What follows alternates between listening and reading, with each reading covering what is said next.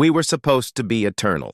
That was the promise written into our stars, 52 worlds bound by peace, logic, and control.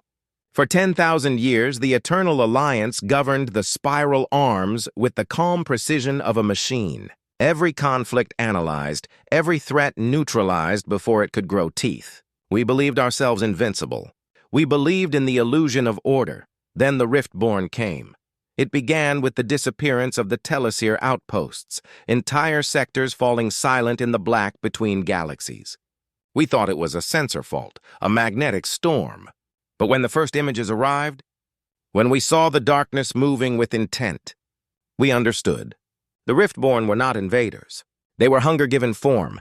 Their ships devoured light itself, a swarm of geometries that bent space into screams.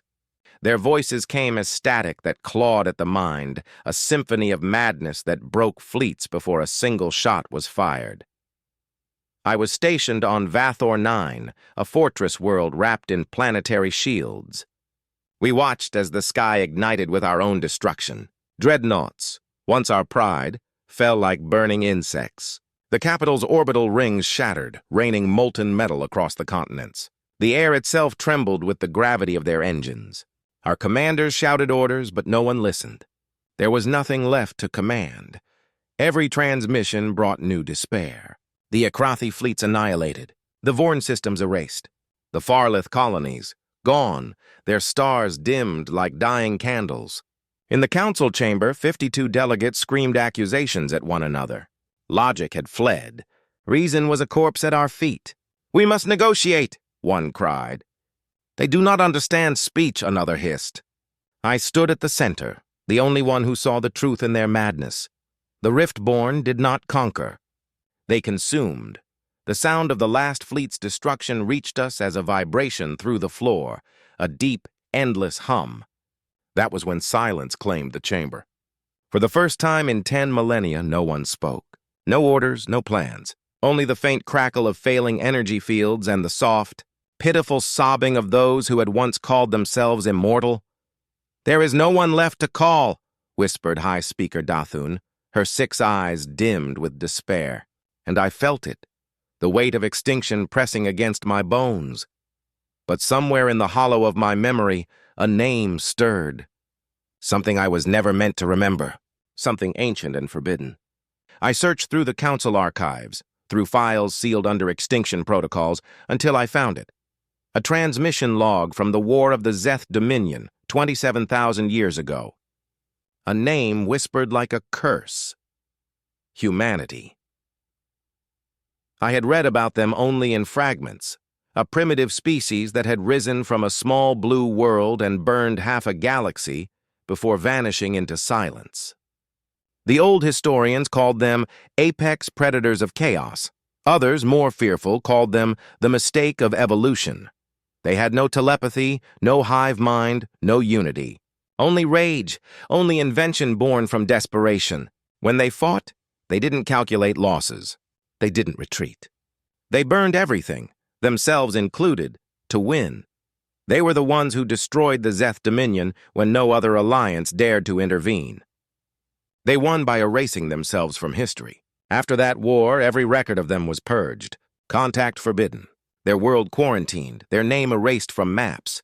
The council decreed that no species would ever speak to humanity again, for the safety of all who still valued existence. And yet, as the Riftborn devoured the last of our defenses, that name became our final prayer. I remember staring at the holographic map, watching the crimson tide of destruction roll across our systems, and whispering words that chilled my own blood. "There is one left to call." Dathun turned her gaze toward me, her voice breaking like shattered glass. "Who?" I met her eyes. "The monsters we once erased." The chamber erupted in chaos once more. Denials, rage, fear. The walls themselves seemed to tremble at the thought. But I had already made my decision. Somewhere in the archives there was a frequency, a beacon locked behind 1,000 seals. The humans had left us a warning before they vanished. Perhaps they had left us a way to reach them. Outside, the horizon burned. The Riftborn descended like a storm of knives, cutting through the clouds of Vathor 9. As the command spires collapsed and our last shield generator failed, I stood in the flickering light of the Council's dying core and whispered a single word into the static, humans. And for the first time since the war began, I felt something answer. The Council chamber was in ruins, walls split by energy fire, embers drifting like lost souls. Smoke curled between shattered columns where the banners of the Eternal Alliance once hung proud. Now only silence and the stink of burning circuits remained. What was left of the High Council gathered among the wreckage, their once immaculate forms covered in ash and fear. The Riftborn shadow filled every star system we could name. There were no more fleets to summon, no allies to rally. Just us, a handful of survivors arguing over madness. Contacting them is suicide, hissed Lord Vareth, his voice trembling through his respirator. The records were sealed for a reason. And what reason remains? I shot back. The Riftborn devour our worlds, and your reason burns with them. Dathoon's 6 eyes flickered between us, her tone brittle as glass. If the legends are true, if humans still exist, we may be trading one extinction for another. I stepped forward, feeling the fractured floor groan beneath my boots. Then let us choose how we die, on our knees, or calling the monsters we once feared. The silence that followed was heavy. Outside, the horizon burned brighter than dawn, a world ending in slow motion. The vote took minutes, the choice seconds. I volunteered before anyone else could. Beneath the dying capital lay the Chamber of Lost Frequencies, a relic from the first expansion. It was never meant to be reopened. I descended alone, my path lit by failing lumen orbs that flickered in protest. The air grew thick, metallic, humming with residual power. Every step echoed like a heartbeat. When I reached the gate, I placed my palm on the biometric seal. It resisted, ancient and reluctant. Then, with a sigh like an exhaled ghost, it opened. Inside lay the forgotten architecture of our ancestors, massive data cores pulsing weakly, cables like veins wrapped around a dead heart. In the center stood the quantum beacon, black as obsidian, taller than any dreadnought captain, and silent for millennia. Its purpose? Interstellar contact beyond known ranges. A weapon of communication? A scream into the void. I began the process manually. The AI archives were corrupted. Files half decayed, coordinates of Earth fragmented and scattered across eons of dust. I pieced them together by instinct, by fragments of legend. There were coordinates whispered in the margins of forgotten logs, encoded in patterns of ancient human radio signals. Beacons of madness, they were once called. Hadarm Spiral, Blue World, Sol System. Status, quarantined. Do not engage, the words glared in red across the interface. I ignored them. As I activated the beacon's core, energy rippled through the floor. The machine woke like something alive, ancient protocols uncoiling after centuries of sleep. The chamber trembled as power surged through decayed conduits. I could feel it, the pulse of the beacon syncing with the rhythm of my heart. Message composition ready, it intoned in a voice older than my species. I took a breath, steadying my trembling hands. To the lost world of humans, I began, my voice echoing in the chamber. If you still exist beyond the veil, if your kind yet breathes among the stars, we call to you. Our civilizations burn. The Riftborn devour all light. Help us, if you still remember mercy. The beacon's response was instant, a blinding surge of light and gravity. I stumbled back as time itself seemed to fold, the air distorting into impossible geometry. The signal shot upward, slicing through the crust of our world, piercing the void between stars. It was not just sound or code. It was emotion, raw and desperate, encoded into the quantum fabric of the universe. I felt it drag something with it, a weight, a pulse, a presence. When the transmission ended, I collapsed to my knees. The beacon dimmed, the air thick with ozone and silence. For a moment I thought I heard whispers in the static, words too faint to grasp. Then they were gone. I stared at the readout, transmission status, sent, destination, unknown, delay, estimate, variable, temporal distortion detected. Variable? That meant the signal could arrive in a minute, or a century. I exhaled slowly, the enormity of what I had done pressing down like gravity. Above ground, I could hear distant thunder, not from storms, but from the dying screams of Vathor 9 as its crust fractured under Riftborn bombardment. I made my way back to the surface. The sky was red. Our oceans boiled. I passed soldiers too exhausted to fight, children huddled in corridors, staring upward as if waiting for salvation. When I returned to the council ruins, only Dathun remained. Her robes were scorched, her voice hollow. "Did you send it?" "Yes." Her expression was unreadable, a mix of relief and horror. "And if they answer?" I hesitated. The thought alone made my veins run cold.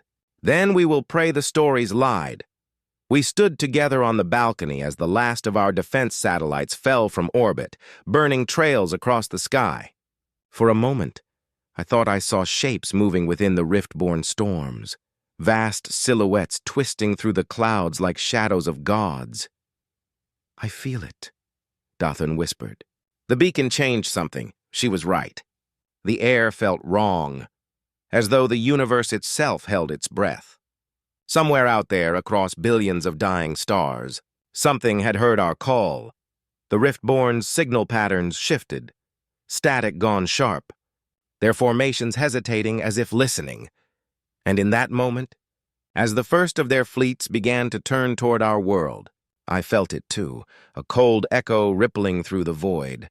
Faint but undeniable, something ancient, something awake.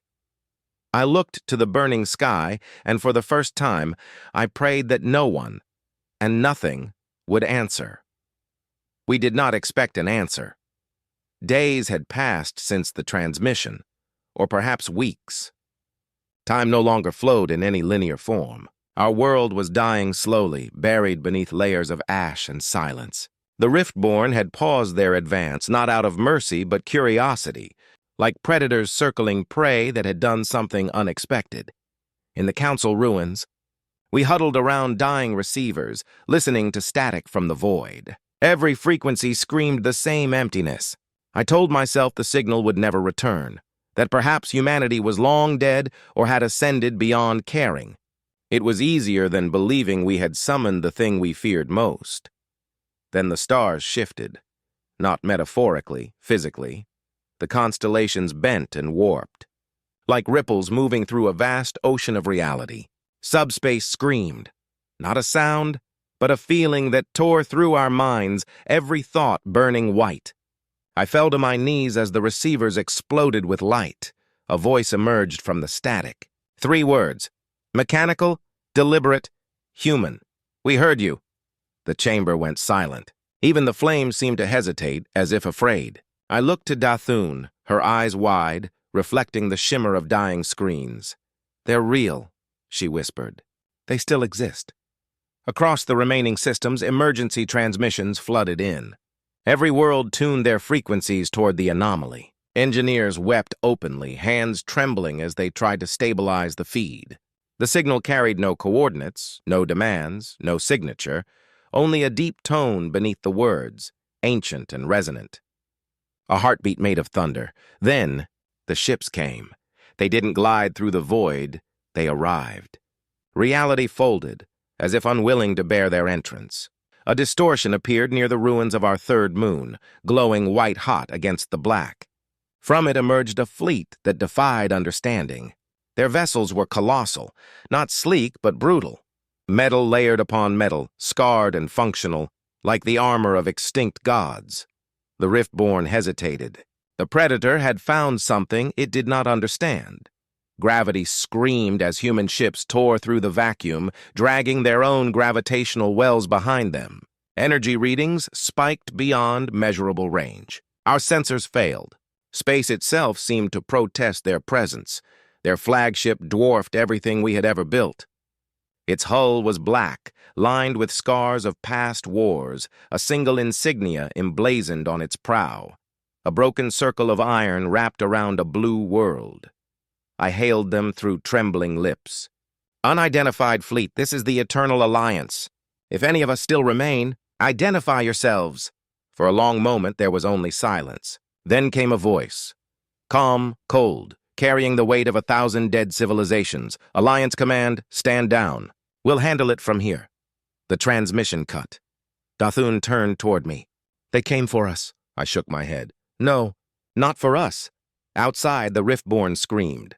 Their frequencies erupted into madness as the humans moved. No formation, no hesitation. Their ships did not fly, they pounced. Weapons we could not name flared like newborn suns. Entire Riftborn armadas, entities that had consumed systems whole, broke apart in seconds. Human fighters swarmed through the void, tiny, aggressive, fearless. Their energy signatures were wild, unpredictable. They flew close to enemy hulls, detonating with precision that looked like instinct rather than calculation. The humans fought as though chaos itself were their strategy, and it worked. The Riftborn tried to adapt. Their shapes shifted, frequencies retuned, but the humans anticipated them. Every time the Riftborn evolved, humanity met it with something worse. Weapons that rewrote the laws of physics, shields that bled light, kinetic strikes that shattered planetary orbits. I stood on the observation deck of our remaining fortress, watching the impossible unfold. Stars died and were reborn in flashes of fire. For the first time in living memory, the Riftborn retreated. But victory didn't sound like triumph. It sounded like rage. Every transmission we intercepted from the human fleet was cold, methodical, commands issued without emotion. Yet beneath their precision there was something darker, vengeance. One voice, likely a commander, broke through our translation feed. Proxima protocol engaged. No prisoners, no signals left standing. Proxima. The word echoed through our archives. The final stand. The last known battle where humanity fought the Zeth Dominion and burned half a galaxy to end it. They had learned nothing since. Or perhaps they had learned too much. The Riftborn, for all their incomprehensible terror, began to die like mortals. Their vast organic ships splintered into drifting shards, their void light extinguished. Human vessels moved through the wreckage like silent predators, eliminating every trace of the enemy, methodically, ruthlessly. Then, as suddenly as it began, the chaos stilled. The Riftborn were gone. Their echoes faded. The sky was full of debris, both theirs and ours. Our sensors picked up a transmission again. Not to us this time, but broadcast across every remaining frequency in the sector. The human voice spoke once more, colder than before. Containment achieved. Stand by for system cleansing. Dathun turned to me, trembling. System cleansing? What does that mean? I didn't answer, because I already knew. The humans were not fighting for survival. The legends had been wrong. They didn't fight to live. They fought so no one would ever threaten them again. And as their ships aligned toward the Riftborn's last stronghold, a black hole fortress pulsing with energy, I felt the cold truth settle like ash in my chest. We hadn't summoned saviors. We had called executioners. There are no words in any of our languages to describe what followed. Even now, centuries later, when I replay the recordings, my tendrils stiffen and my hearts falter. It was not war. It was judgment. The humans unleashed fury unlike anything the galaxy had ever conceived. Their ships did not form ranks, nor did they follow any pattern of logic. They hunted, vast metallic beasts stalking prey through the void. Each vessel moved with autonomous intelligence, reacting to threats before our sensors even registered them.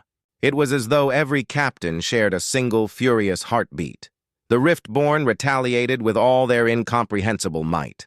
Space itself screamed as their black geometries unfolded, tendrils of dark energy spreading like infection. Entire sectors blinked out of existence under their advance. Yet the humans did not retreat.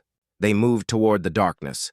On our surveillance feeds, I saw human vessels dive directly into Riftborn gravitational maelstroms, their trajectories suicidal, their outcomes impossible.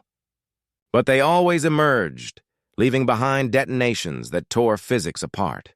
The Riftborn adapted, and the humans laughed. Yes, laughed. Their encrypted communications were saturated with it, dark and feral. Our translators filtered the audio, but the tone was unmistakable. They were enjoying this. Not with cruelty, but with the grim certainty of predators who had found their natural prey again. "You thought the galaxy forgot us," a human commander broadcasted across every known band. "We didn't forget you." Those words carried through 100 systems, echoing across the bones of our dying empire. The Riftborn hesitated for the first time. Their fractal fleets, once relentless, flickered and twisted away, as if something deep within their hive mind remembered that voice. The humans pressed the attack. They did not fight in formations. They formed traps. Using gravity wells and debris fields as weapons, they lured entire Riftborn armadas into collapsing neutron stars. The resulting implosions turned night into endless day. We detected gravitational surges that could be felt light years away. The humans called these maneuvers fishing. I watched from the command observation array as one of their destroyer wings executed what our analysts dubbed an orbital guillotine. They used a dying moon's magnetic core to create a resonance wave, slicing Riftborn leviathans in half like insects under glass. Their soldiers were worse. Intercepted field footage from a ground assault on the world of Sarath Prime. The atmosphere burned with Riftborn spores. The terrain itself writhed. Yet the humans landed anyway. Their drop pods fell like meteors, hitting the ground hard enough to melt the crust. Out of those infernos stepped armored figures, faceless, relentless, and silent. They carried weapons that pulsed like living stars. When the Riftborn surged to meet them, the humans didn't hide behind cover or coordinate tactics. They charged. I saw one of them set himself ablaze rather than let his armor fall to infection, laughing as he ran into the enemy, detonating his own reactor. The Riftborn recoiled from them, recoiled. For the first time since their arrival, the devourers of galaxies feared. I remember Dathun clutching the rail beside me, her voice trembling. "They are not soldiers," she whispered. "They are revenants," and she was right. Every human unit moved like an echo from the grave, ghosts of a war the galaxy had tried to forget. The Riftborn were being erased, and the humans weren't satisfied with victory. They wanted extermination. Hours turned to days. Systems fell silent, not in loss, but in sterilization. Human fleets deployed massive devices around Riftborn-infected worlds. We thought they were bombs. They were worse. The machines emitted fields that stripped the quantum signatures of Riftborn matter, unraveling them into nothingness. The term used in human command logs was chillingly simple: reclamation. Whole systems went dark, their stars dimming under controlled detonation. Then, reborn, sterilized, empty. By the third week of their arrival, the Riftborn Empire had collapsed. The last of their vessels fled toward the galactic core, vanishing into event horizons they themselves once commanded. The humans pursued without hesitation, and then it ended. The battle noise stopped. Every signal went dead. The Riftborn were gone, annihilated so completely that even their radio ghosts had vanished. The humans stood victorious among the ashes of galaxies, but there was no celebration. Through our long-range optics, I saw the faces of their commanders, pale, sleepless, carved from iron and sorrow. There was no joy, no vindication. Only that same grim resolve: they had not come to save us. They had come because someone had dared to wake them. Dathun and I watched as their flagship, the Iron Requiem, drifted before our shattered moon. Its engines dimmed, its hull pitted from battle. Across its prow, the blue circle of Earth shimmered faintly in reflected starlight. I opened a channel. "Human Command. This is Counselor Revian of the Eternal Alliance. The Riftborn are gone. You have done what none of us could." There was a long silence. Then a woman's voice, calm, weary, utterly devoid of triumph. "No, we have done what we always do." And with that, their fleets began to move again, not toward the stars, but deeper into the void, into the black, into places where light itself refused to go. We tried to hail them again. No response. Their ships entered FTL transition one by one, leaving trails of blue fire across the heavens. Within minutes, they were gone. All that remained were the wreckages of the Riftborn. And us, witnesses to something divine or demonic. I could not tell which. As silence reclaimed the galaxy, Dathun whispered the words that would later become legend. We called the monsters back. And they remembered who they were. In the distance, sensors picked up faint quantum disturbances, remnants of the human drive still warping space.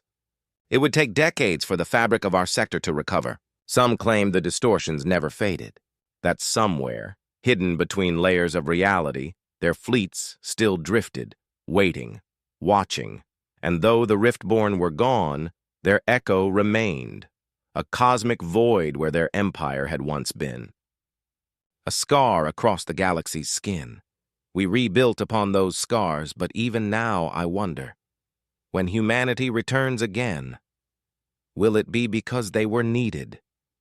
Or because they were hungry? The galaxy had never been so quiet.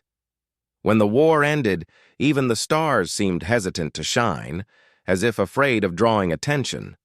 The Riftborn were gone, their presence erased so completely that our deep space sensors registered the absence as void static. Entire sectors where once billions had lived were now silent, lightless, stripped bare by both sides. Human fleets drifted among the ruins like specters, enormous vessels of black alloy, their hulls rippling with faint blue pulses that beat like the rhythm of a heart. Every system that had witnessed their fury now watched their stillness with equal fear. They did not celebrate victory. They observed it. Our remaining council gathered in orbit above what was once our capital, now a shattered moon held together by containment fields. We prepared to offer gratitude, tribute, anything they asked for. But when their representatives arrived, it became clear. They wanted none of it. The meeting took place aboard their flagship, the Iron Requiem. Inside, gravity felt heavy, too heavy, as if the ship itself was testing us. Every sound was muffled, every breath amplified. The air carried the faint scent of ozone and cold iron. 3 human envoys waited for us in the center of a vast chamber. Their armor was matte black, marked only by the faint insignia of Earth, a fractured blue sphere surrounded by an unbroken iron ring. Their helmets remained sealed, visors opaque. We never saw their faces. When I bowed and began to speak, the tallest one raised a hand. "We don't require thanks." The voice was filtered, genderless, mechanical, like an echo from a graveyard. "We require understanding." I hesitated. Understanding of what? The reply was immediate, of why we were forgotten. Their tone carried no anger, no accusation, only finality. A truth spoken by those who had seen too much. Behind them, through the ship's observation panels, I saw the remnants of our fleet. Dozens of ships, barely operational, their crews exhausted, their spirits broken. And beside them, human warships, intact and motionless, forming silent orbits like sentinels. Their hulls glowed faintly, lines of living light running through them. Our scientists whispered theories that human technology had evolved beyond machine, that it was symbiotic, conscious. Some swore they could feel it watching. The humans handed us encrypted data cores, coordinates to various points across the galaxy. Containment zones, they called them, regions that were not to be entered under any circumstance. No explanation, no warning signs, only coordinates and silence. One of our ministers, bold or foolish, asked, "What lies within these zones?" The envoy turned, visor glinting faintly. "The things we couldn't kill." No one spoke after that. When the meeting ended, we were escorted back to our shuttle. As we left, I caught a final transmission from the ship's internal comms. A voice, faint but human, speaking to someone unseen. Phase 1 completed. Begin withdrawal, burn the archives, and then nothing. Within hours, the human fleets began to move again, silent, synchronized, unstoppable. They didn't accelerate into hyperspace like other ships. They phased out, as if slipping between layers of existence. Each departure left a distortion that bent starlight itself. We watched as thousands of vessels disappeared one by one until only the flagship remained. I opened a final channel. "To the descendants of Earth," I said, voice trembling. "On behalf of the Eternal Alliance, we—" Static interrupted me. Then a single voice replied, "Be grateful you remember us." Most civilizations aren't given that burden. The transmission ended. The iron requiem turned toward the galactic rim and vanished into a ripple of blue light. For the first time in our recorded history, there were no enemies left. No threats. No invaders. Only the silence of salvation. But peace tasted wrong. It was heavy, like the air aboard that ship. Artificial. Our people rebuilt what they could, though many worlds were beyond reclamation. We established memorials, preservation vaults, and reconstruction fleets. Yet every system that bordered a containment zone remained eerily unstable. Sensors malfunctioned, compasses spun endlessly, and in some places, whispers echoed through the void, mimicking human laughter. In time, the legends grew. Some said the humans still watched from the edge of reality, guardians bound by their own exile. Others believed they had simply gone home, retreating into the black to sleep again until the next plea for help reached them. But I know better. I've seen the data. The Riftborn were not the first extinction the humans had contained. Their archives, the fragments we managed to decrypt, spoke of dozens of lost empires, all erased from existence, all tied to one truth. Humanity never saves without cost. So I made my own decision. From the ruins of the capital, I broadcast one last transmission, encrypted across frequencies so deep they would take millennia to decode. A warning to any species that might rise after us. To those who find this message, never call upon the humans. Not in desperation, not in hope. They will come. They will save you, but they will not leave you untouched. The recording ends with silence, but the logs note a faint sound afterward, a soft, rhythmic pulse, like a heartbeat echoing through the static. Some claim it was interference. Others believe it was the humans listening. Whatever the truth, one fact remains carved into the very soul of our galaxy. We summoned salvation, and in doing so, we reminded the universe that monsters still walk among the stars. Centuries have passed. And yet, I remain not as I once was, not as a diplomat of the Eternal Alliance, nor as a survivor of the Riftborn War, but as the keeper of memory. The last witness to the day the stars burned with human fire, the galaxy has healed in ways that only the young can manage, with ignorance. New civilizations now chart the same sectors once reduced to void, building cities upon the skeletons of forgotten worlds. They speak of unity, of progress, of destiny. None of them know what slumbers beneath the ashes they build upon. But I know, and the archives remember. The Vault of Echoes lies buried beneath the crust of Vathor Non, sealed within crystalline data chambers, powered by the remnants of quantum suns. Here the truth sleeps. Every message, every scream, every flicker of the human war. My task is simple. To maintain it, to ensure history never forgets, even if the galaxy chooses to. Sometimes, when the nebula storms roll across the upper atmosphere, the old human frequencies awaken. Faint pulses of static ripple through the void, deliberate, rhythmic. Like a heartbeat, our instruments interpret it as noise. I don't. The pattern is too precise, too alive. Every few cycles, an anomaly appears at the edge of the Perseus expanse. A distortion that twists space like a wound reopening. No ships, no signatures, just a shadow that blots out starlight. I send probes. None return. The Council insists it's nothing, but I know better. The humans are still out there, watching, waiting. Some nights I wonder, are they guardians or executioners? Our historians debate whether humanity ascended, vanished, or merged with their machines. Some claim their consciousness became the dark energy currents that shape the cosmos. Others whisper that they inhabit the void itself, omnipresent, unseen, eternal. But I have proof. In the deepest layer of the archive lies a sealed message. It bears the old Earth insignia, the fractured blue sphere surrounded by the iron ring. Its encryption is unlike anything I've encountered, self-repairing, living. It hums when I draw near, as if aware of me. The message is marked with a single directive, for when hope dies again. For 216 cycles, I have resisted opening it, because I fear that doing so will mean the end of peace, or the end of everything. Yet the signs multiply.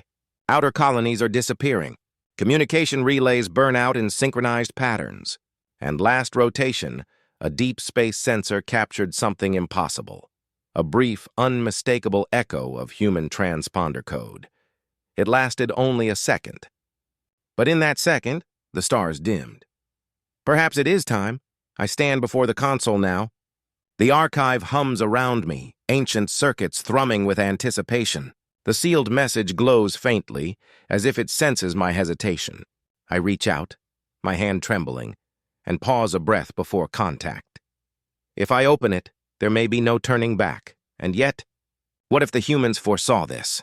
What if this message is not a warning, but a final instruction, a lifeline across centuries? I exhale and whisper to the silence, "If you are still out there, forgive us."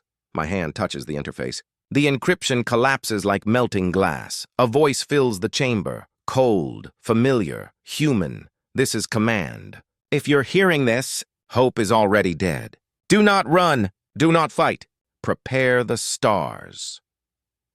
The transmission ends, and the heartbeat returns, louder now, steady, deliberate.